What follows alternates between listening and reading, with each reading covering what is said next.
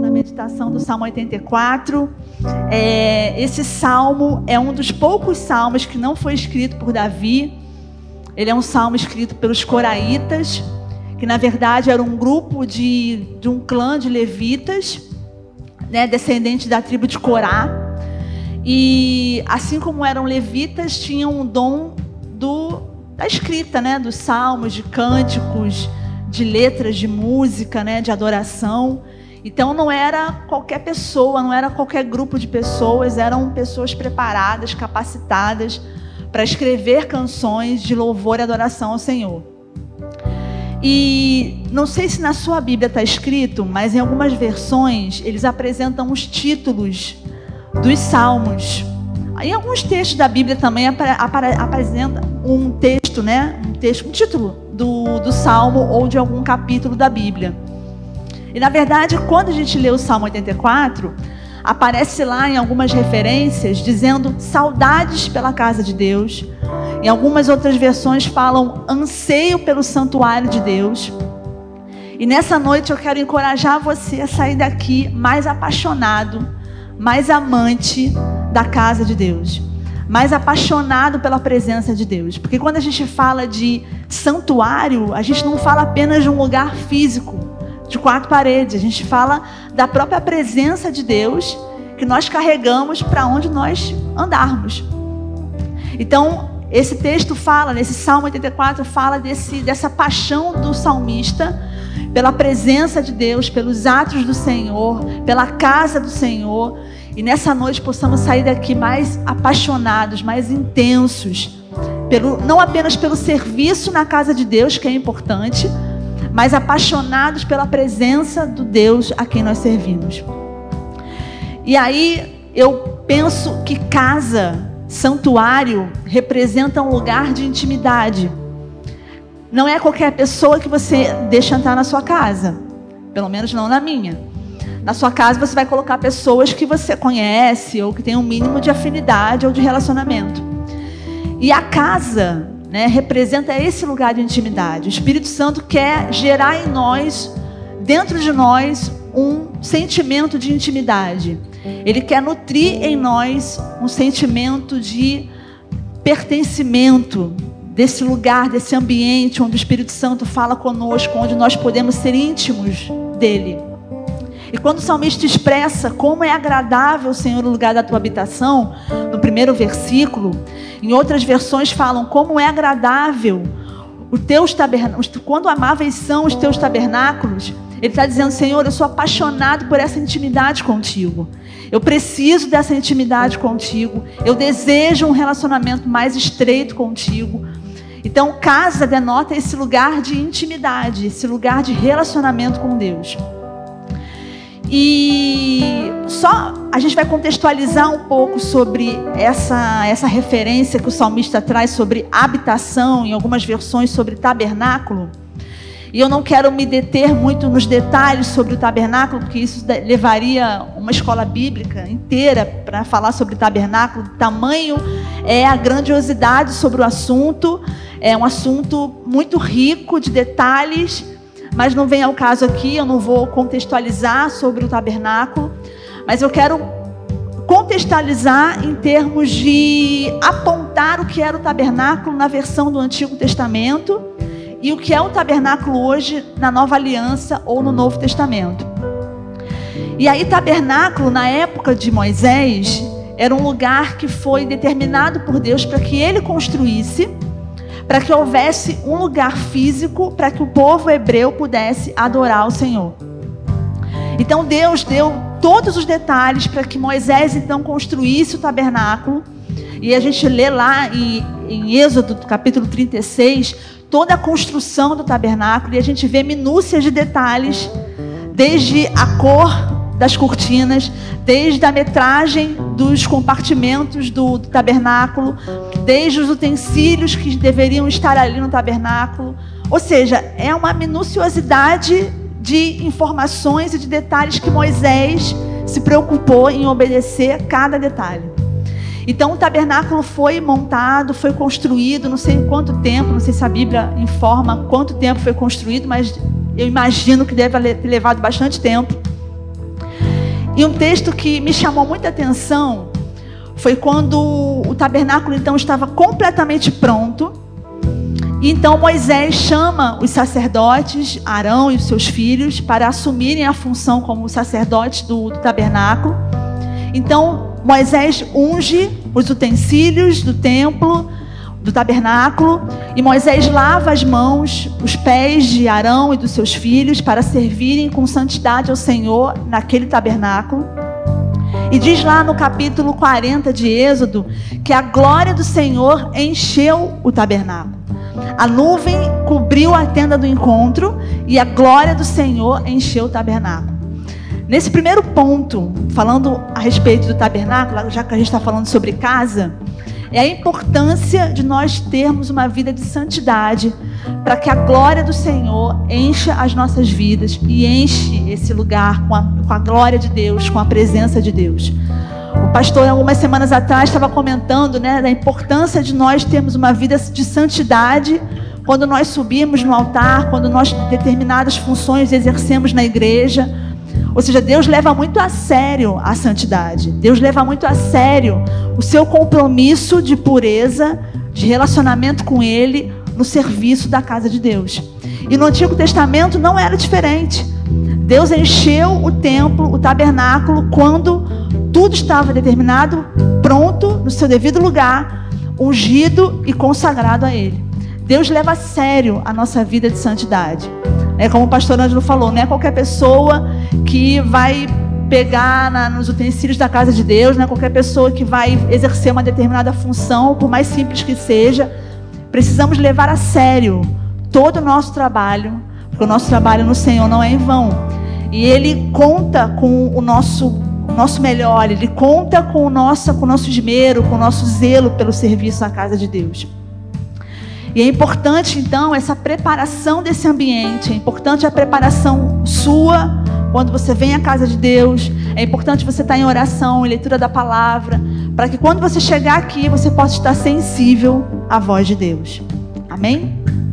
E no tempo de Davi, anos depois, depois que Moisés morreu, e vieram outras descendências, então Davi entrou em cena, no Antigo Testamento ainda. E um elemento que permaneceu ao longo do tempo, e no tempo de Davi, foi a Arca da Aliança.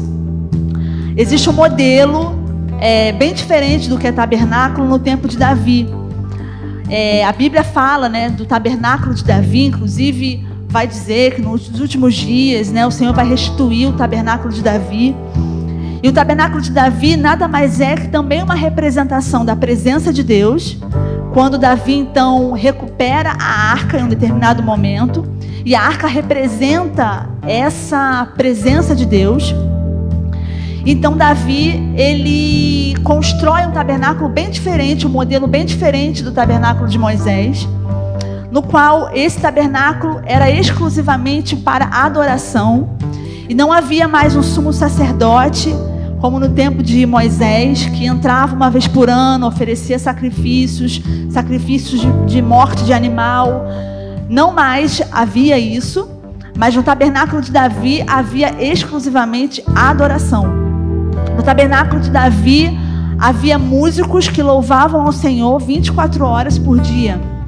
É esse modelo de adoração que o Senhor quer nos nossos dias.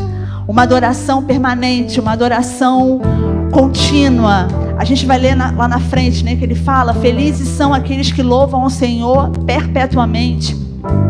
Então Deus quer restaurar esse modelo de adoração, como o tabernáculo de Davi, onde não mais precisa de sacrifícios de animais, mas apenas há sacrifícios de louvor, de adoração ao nosso Deus.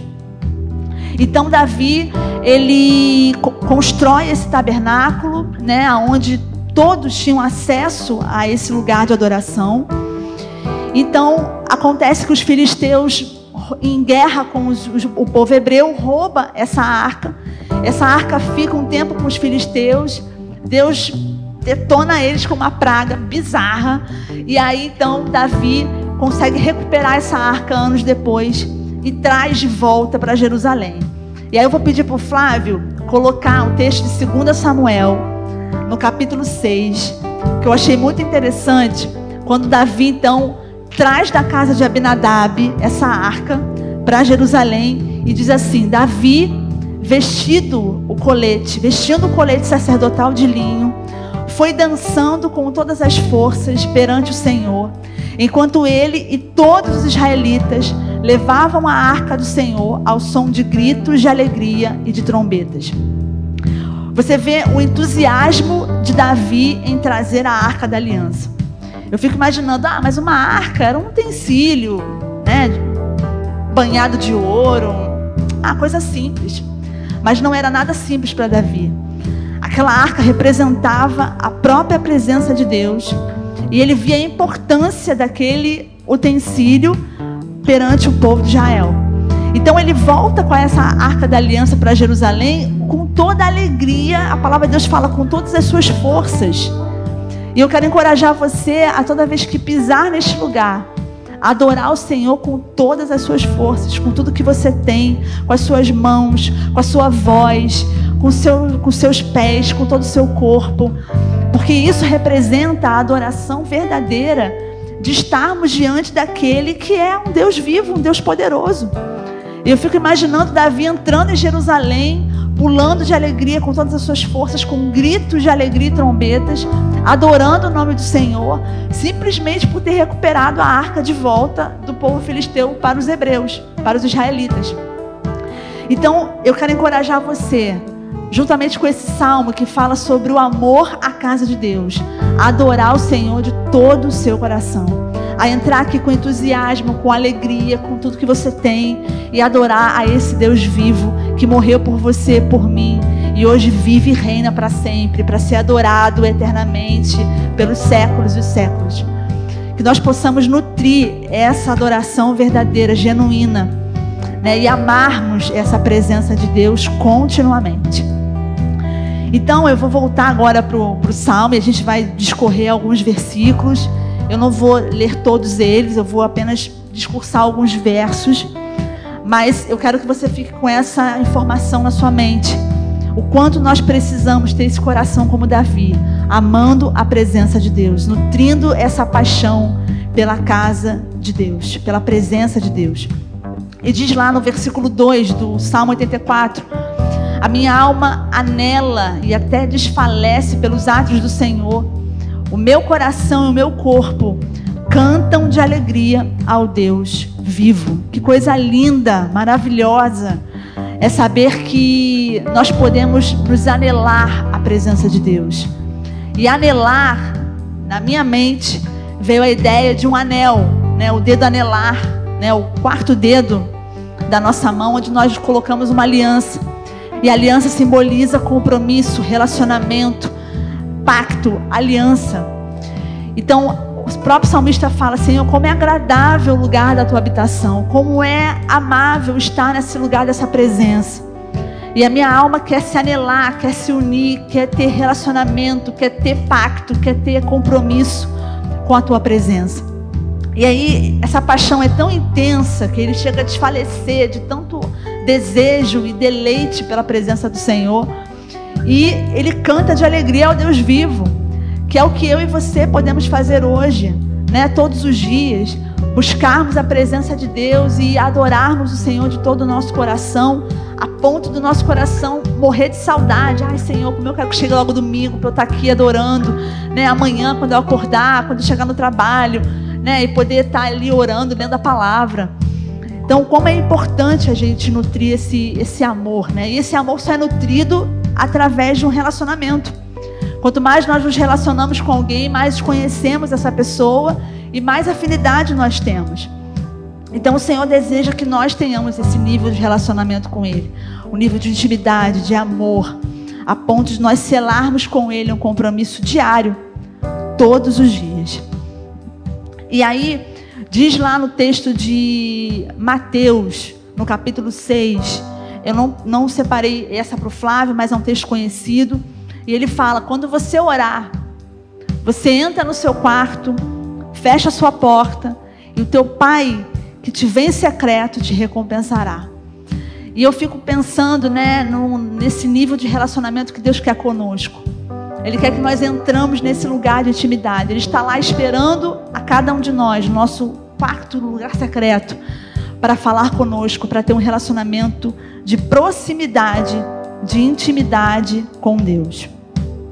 Glória a Deus. E o primeiro ponto que eu quero colocar como nosso tema de oração, né, e de declaração da palavra, em canções pela palavra, é a importância de nós nutrirmos um amor pela casa do Senhor. Que possamos buscar essa paixão pelos atos do Senhor. Que possamos realmente buscar um desejo, uma intimidade com Deus tão profunda, a ponto de a gente sentir saudade por esse ambiente. E mais uma vez eu repito, não é um ambiente apenas físico, de 4 paredes, mas é um ambiente onde você tem a sua intimidade com Deus lá no seu quarto, na sua casa, onde você estiver, no ônibus, andando para o trabalho, enfim, aonde você estiver, você tem acesso à presença de Deus. Então que você venha realmente desejar estar na presença de Deus, amando a presença de Deus.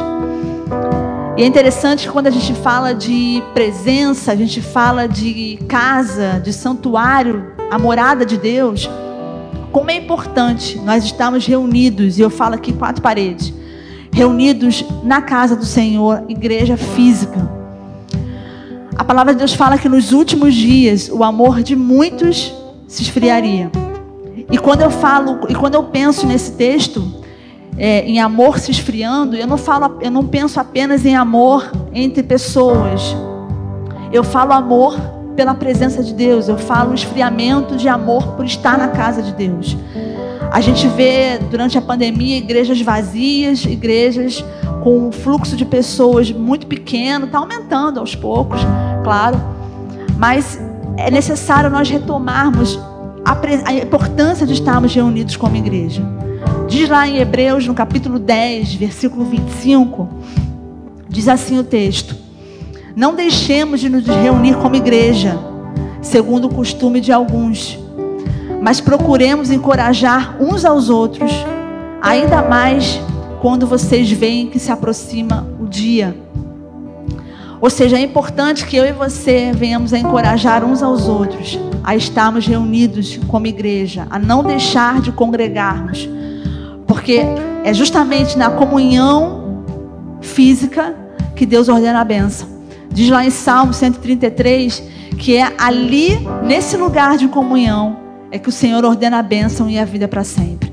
Então existe uma promessa, existe uma bênção para quem se reúne como igreja. Existe uma bênção, uma promessa da bênção do Senhor estar naquele ambiente onde as pessoas estão em comunhão, num só propósito, um corpo unido, buscando a presença, buscando a adoração ao Senhor. Então eu quero encorajar você que está online, quero encorajar você que está aqui, a não deixar de congregar, a não deixar de se reunir como igreja, porque vai se aproximar o dia está chegando, o grande dia está vindo, o Senhor está voltando, e nós precisamos encorajar uns aos outros, através de um discipulado, né? De repente você sente falta de alguém que já não tem vindo há muito tempo, né? Que está mais afastado, que está, né, querendo ficar mais isolado, mais quietinho, e você chegar, ligar, procurar, né, saber como é que está a pessoa. Ah, fulano, por que você não está vindo? Não é uma questão de cobrança, né? É uma preocupação natural. Então que você venha realmente buscar estar na igreja, em comunhão com seus irmãos, uns com os outros, para que o Senhor realmente venha ordenar a bênção sobre nós. Amém? Glória a Deus. Então, não estou falando de apenas um ambiente social, né? Isso é importante, estarmos juntos como igreja, reunidos no mesmo propósito, num só corpo, mas também buscarmos uma intimidade com Deus no nosso secreto. Buscarmos uma intimidade com Deus no nosso dia a dia, né? Deleitarmos na presença do Senhor. Vamos seguir.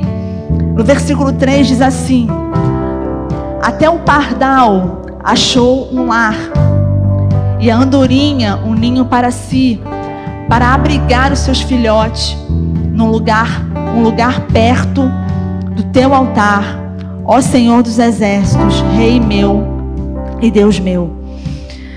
O segundo tópico desse momento de oração, né, de leitura da palavra do Salmo 84, é nós termos a certeza, a convicção que o Senhor, a presença de Deus, é o nosso lugar de refúgio e de provisão.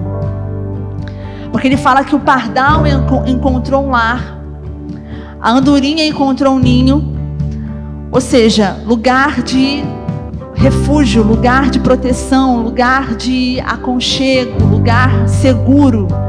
E o salmista compara esse lugar seguro, esse ninho, esse lar que o pardal encontrou, que a andorinha achou, com essa presença. Senhor, eu encontrei os teus altares, eu encontrei um lugar da tua habitação, eu encontrei um lugar onde eu posso me sentir seguro. Então eu quero encorajar você a buscar o lugar da habitação do Senhor como esse lugar de refúgio, de proteção para a sua vida, para a sua casa, né, para a sua mente, para o seu coração. Porque realmente na casa do Pai, no lugar físico e na presença de Deus, é o lugar onde nós encontramos restauração, onde nós encontramos cura, onde nós encontramos refrigério, onde nós encontramos reconciliação. Esse é o lugar, esse é o convite de Deus para você. Olha, vem para a casa do Pai. Alguns anos atrás a gente até usou o tema, né? Na casa do Pai. Vem para a casa do Pai, que é esse lugar onde nós nos encontramos seguros e protegidos. Interessante, quando eu estava lendo, meditando nesse versículo, eu lembrei da situação do filho pródigo, um texto que todo mundo conhece, né, de cor e salteado, está lá no Novo Testamento. E o filho pródigo então sai da casa do pai, pega a sua herança, gasta tudo, vai para a farra, né, gasta com quem não deve. Enfim, lá pelas tantas, esse filho pródigo se encontra no pior lugar que ele poderia estar, né, juntamente com os porcos, comendo da comida dos porcos, né, completamente sujo, perdido. E a palavra de Deus fala que ele cai em si e ele se lembra de uma informação importante. Poxa, até os empregados do meu pai comem do bom e do melhor, e eu aqui comendo da comida dos porcos. Então, essa ficha dele cai e ele se lembra: poxa, eu tenho um lugar de habitação, eu tenho um lugar de identidade, eu tenho um lugar onde eu posso estar protegido, seguro, nutrido, bem alimentado. Ele simplesmente não fala assim: ah, não, eu não vou voltar para a casa do meu pai, porque afinal de contas eu gastei todo o dinheiro, ele não vai me aceitar. Ou então eu vou procurar um vizinho, eu vou procurar um amigo, qualquer outra pessoa. Não. A primeira pessoa que ele pensa é no Pai, é voltar para o Pai. Então que você possa buscar ao Senhor de todo o seu coração, e mesmo que você se perca no meio do caminho, eu quero dizer que a casa do Pai é o lugar perfeito para você estar. É um lugar de acolhimento, é um lugar de amor. Você não vai encontrar isso em lugar nenhum, a não ser na presença de Deus. A palavra de Deus fala que o pai e mãe podem nos abandonar, mas o Senhor jamais nos abandona. Então que você venha a pensar nessa palavra, de que a casa do Pai, a presença de Deus, seja ela um lugar físico, seja ela um lugar espiritual, no seu quarto, na sua casa, é um lugar de cura, é um lugar onde o Senhor nos convida a voltarmos para a presença, a buscarmos o Senhor, a ter a nossa vida restaurada, curada, reconciliada. Esse é o convite de Deus para nós, que nós venhamos buscar a presença de Deus de todo o nosso coração, esse lugar de refúgio, esse lugar de proteção. E no versículo 4 diz: como são felizes os que habitam na tua casa e louvam-te sem cessar. Ou bem-aventurados são aqueles que habitam na tua casa e louvam-te sem cessar. Como é feliz aquele que habita na presença de Deus. Como é feliz aquele que está na presença de Deus, vivenciando delícias na presença de Deus, se deleitando no Senhor. E eu quero destacar esse verbo com você nessa noite: habitar na sua casa. E existe uma diferença entre você habitar e você estar. Existe uma diferença entre você habitar e simplesmente estar. Qual é a principal diferença? A diferença de você estar é que hoje você está, amanhã você pode não estar mais. Mostra um lugar transitório, mostra um lugar temporário. E quando a gente pensa em habitação, a gente pensa em um lugar permanente. A gente pensa em um lugar diário, contínuo. Ou seja, eu habito na minha casa todos os dias. Eu moro naquele lugar. Se você for lá amanhã de noite, você vai me encontrar lá. Porque é o lugar que eu crio residência. E a palavra de Deus fala como são felizes aqueles que habitam na presença do Senhor. Ou seja, que criam permanência naquele lugar. E quando a gente cria um lugar de permanência no Senhor, a gente consegue louvá-lo diariamente, sem cessar, porque nós encontramos esse lugar de alegria, nós encontramos esse lugar de proteção, de refúgio. Então a gente tem motivo de sobra para adorar o Senhor. Você vai passar por motivos de lutas, de tristeza, de decepção, com certeza. Mas nesse lugar de habitação, nesse lugar de refúgio, nós encontramos força para louvar ao Senhor, independente das circunstâncias, ou apesar das circunstâncias. Nós temos força no Senhor para nós guerrearmos, para nós lutarmos e buscarmos o auxílio, a proteção nessa presença maravilhosa de Deus. Então eu quero encorajar você nessa noite a habitar no Senhor, a permanecer nessa presença. Ah, Lívia, independente das circunstâncias, é fácil? Nem um pouco. Mas quando nós criamos um relacionamento íntimo com Deus, quando nós buscamos um relacionamento com o Senhor, isso vai se tornando leve, porque o fardo do Senhor é leve, o jugo do Senhor é leve. E a gente consegue então passar dificuldades, mas seguros no Senhor, nesse alto refúgio, nessa proteção que a presença de Deus nos oferece. E eu quero te fazer uma pergunta. Você tem motivos para louvar o Senhor nessa noite? Você traz no seu coração lembranças de quantos benefícios o Senhor tem te dado ao longo desse ano de 2021? Não foi um ano fácil, né? Foi um ano ainda que rastejou a pandemia. A gente ainda pegou o resquício de 2020. Muita coisa ainda fechada. Comércio ainda voltando, reestruturando. Muito desemprego.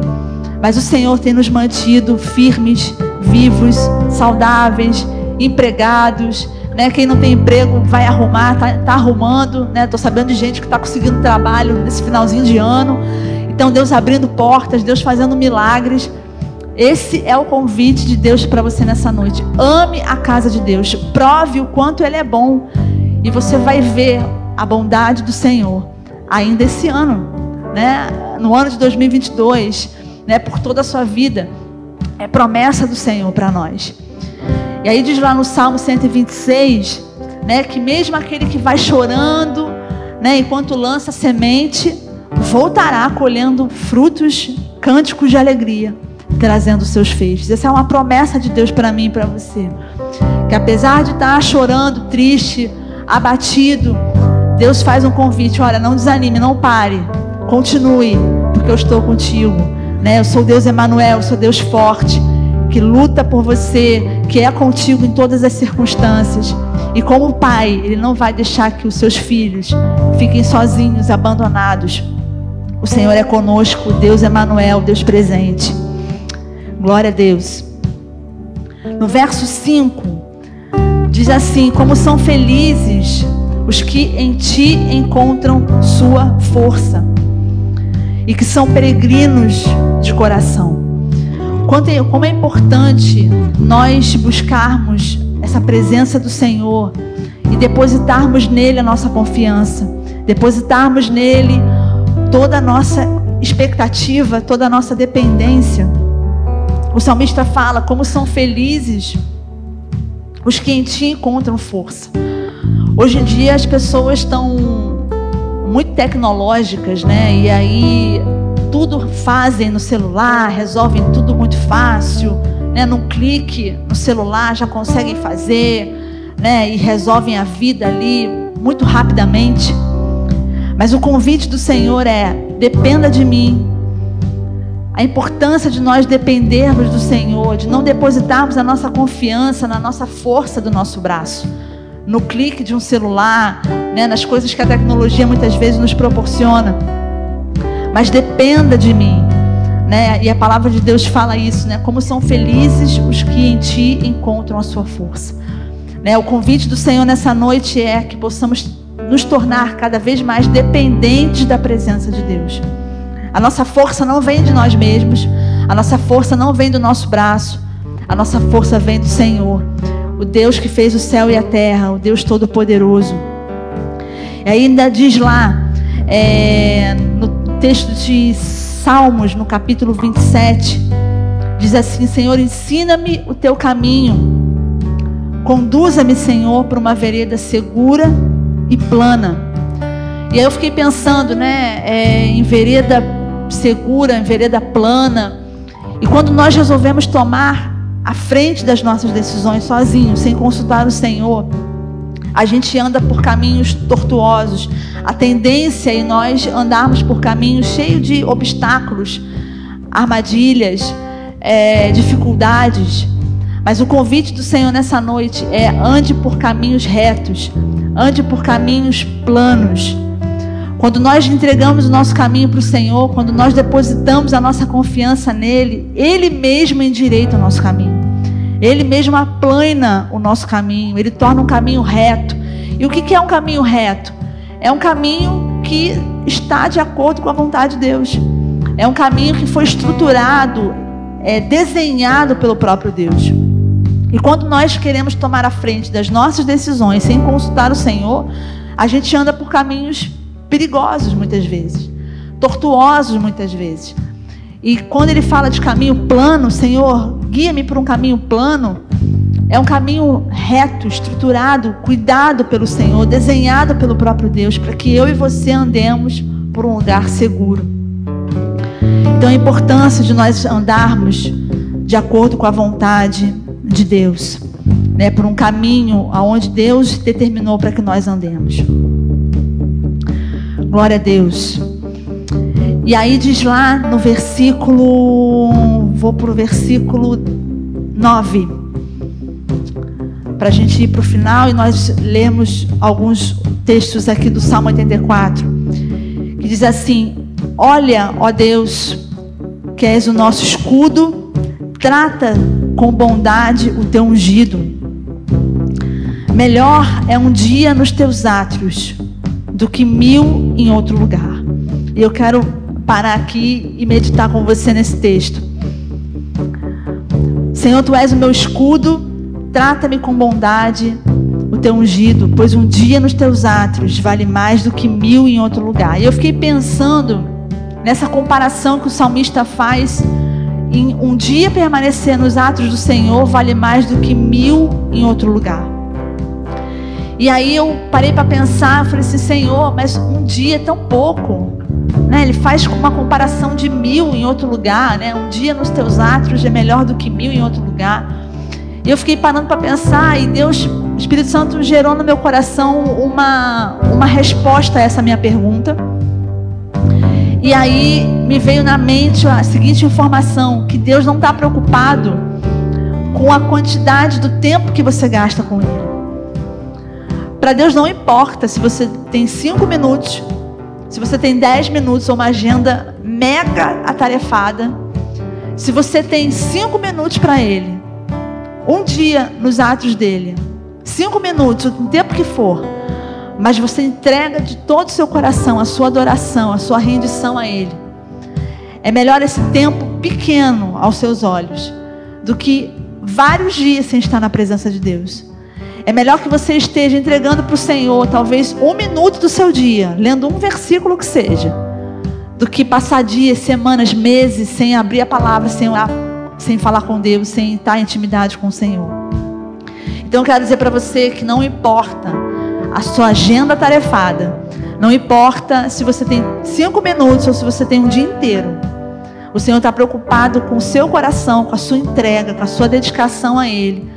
Não importa o tempo que você dê para Ele, o Senhor quer o seu coração, o Senhor quer a qualidade da sua entrega, o Senhor quer a qualidade do seu tempo, o Senhor quer tudo que você possa entregar para Ele, desde que seja de todo o coração. Então a palavra de Deus fala, né? Senhor, um dia na tua presença. Eu amo tanto estar na tua presença, que eu ficaria um dia na tua presença, ao invés de ficar em mil outro lugar. E muitas das vezes o mundo nos traz tantos convites tentadores. O mundo nos traz tantos lugares prazerosos para poder estar. Um domingo maravilhoso de sol, eu poderia estar na praia, eu poderia estar fazendo uma atividade física ao ar livre. Tantas são as opções maravilhosas, lícitas, que eu e você podemos escolher. Mas por amarmos a presença de Deus e por desejarmos estar com Ele, nós optamos por estar na casa de Deus no domingo pela manhã, ao invés de estar na praia. Embora estar na praia não seja pecado, mas a opção de você estar na presença de Deus é muito mais preciosa do que você estar em outro lugar.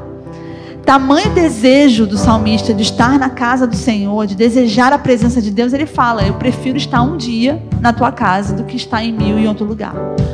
Então que eu e você tenhamos esse senso de prazer, de prioridade, de buscarmos o Senhor de todo o nosso coração, a ponto de desejarmos estar com Ele o tempo todo, se fosse necessário, ao invés de estar em outro lugar, curtindo outras opções que o mundo tem nos oferecido. E que realmente nós possamos priorizar o nosso tempo com Deus, que nós possamos priorizar estar na casa do Senhor todos os dias, até que um dia nós estejamos com Ele eternamente, adorando e louvando o Senhor eternamente. Então Deus prioriza o seu tempo de qualidade com Ele, e não o tempo que você tem para oferecê-lo. E aí diz lá no restante do versículo 10: Senhor, eu prefiro ficar à porta da sua casa, da casa do meu Deus, a habitar nas tendas dos ímpios. Mais uma vez ele compara, né? Um dia nos teus átrios, eu prefiro estar à porta da casa, a habitar na tenda dos ímpios. E eu fiquei parando para pensar, né, o que ele quis dizer com estar à porta da casa, ao estar na casa dos ímpios.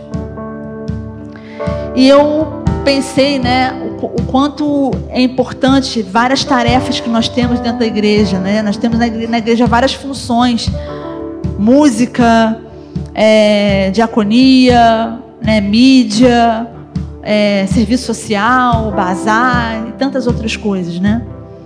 E para Deus, tudo que nós fazemos de coração é importante. Não importa a posição que você esteja, numa plataforma ou não. Não importa se você trabalha para Deus uma vez por mês, que você está na escala ou não. Deus quer o seu coração para que você ofereça a Ele o seu serviço com todo o seu coração, oferecendo a Ele o seu melhor. E o salmista ama tanto a presença de Deus. Ele deseja tanto estar na casa do Senhor, que para ele não importa ele estar na porta, não importa para ele estar varrendo o chão, não importa ele estar numa plataforma ou dando aula para as crianças.